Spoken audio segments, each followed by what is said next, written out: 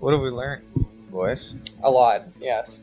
What I've learned about the Hunter brothers is that there are a lot of them. And so what I mean by that is that they are always around. No matter what you need, someone is there with that thing, whatever it is that you need. They are the most helpful people. Even when they're on a bus together and a tour together with 60 people for 5 weeks, they still never, ever get mad.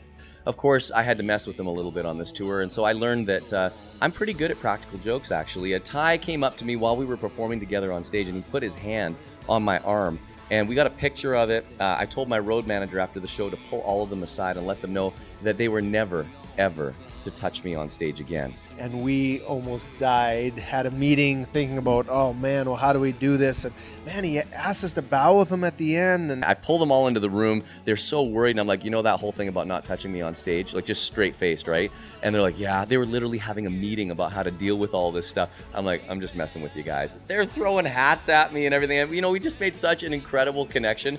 I learned about Jess that she still lives in a little small town outside of another small town in Saskatchewan. I just assumed she'd be like in Toronto or something, but she is probably more of a farmer than the Hunter brothers. That's what I learned. really?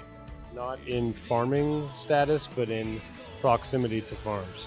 Oh, okay. So she's just located very near a farm. She's got about 18 pairs of boots in different colors. We got pink suede, we got blue suede, we got red suede, we got black, and they all go up to her knees. And Brock tried them on one day. You know, Jess Moskaluke is, I think, the most talented female vocalist in country music today.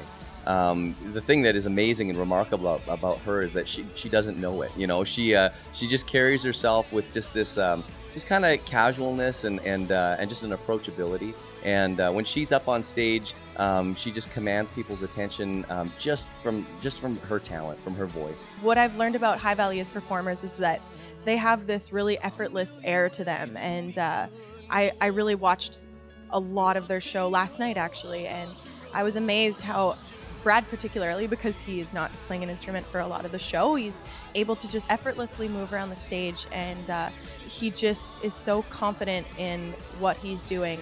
We learned about Brad from High Valley.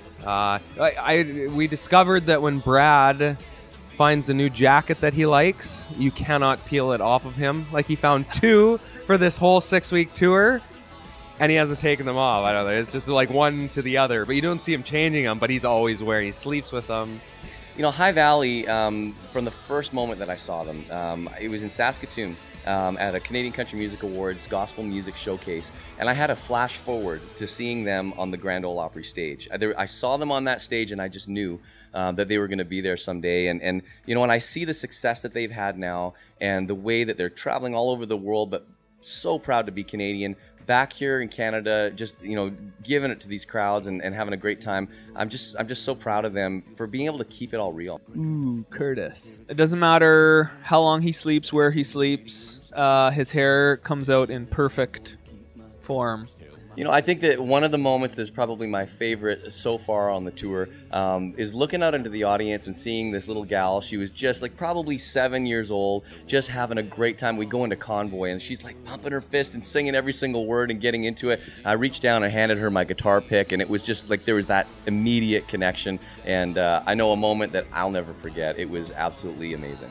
One of the things that I've definitely personally taken away from this tour is to really enjoy the moment. You know, even watching Jess get up there every night, she just really commands the stage, and you can tell, like, whenever she's performing, she doesn't let the little things get to her, and that's something that I know I lots of times can be super hard on myself. So to really enjoy the moment and let all the experiences that are happening around you really settle in. We had 5 buses break down. We got stuck on the Coquihalla Highway. We had a truck break down in the middle of the polar Arctic vortex, whatever they called it, and we just kept on going. And the thing that got us through was a great team out on the road, and the fans showing up, being there for us, supporting us, and pushing us forward. And I think this has been the best journey I've ever been on.